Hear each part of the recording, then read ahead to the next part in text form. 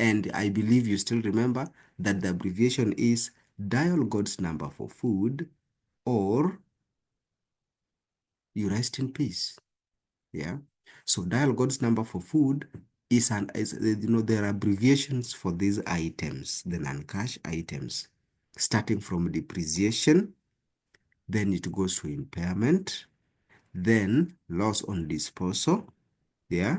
Then we have these other items, amortization, finance costs, and all that. So make sure that you remember the items.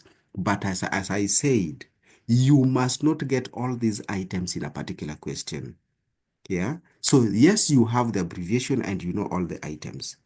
It does not mean that you must always get all of them, but there are those items that are notorious. There are those specific items that will highly likely appear in a cash flow question. One of them I mentioned is depreciation. Another one is finance cost. Yeah. Then when you come to the last section where we are saying rest in peace, this is the receivables, inventory, and payables. These are the working capital elements. They will always be there. And I gave you a formula or a simpler way how to go about the adjustments so that you do not have to worry in an exam room whether it is an inflow or an outflow. Because the essence of a cash flow statement is to trace movement of cash, specifically cash.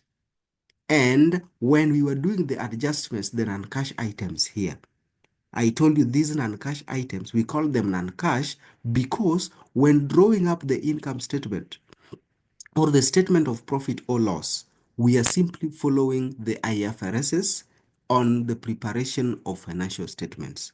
But it does not necessarily mean that all the incomes and all the expenses that have been recognized have actually been paid for or money has been received.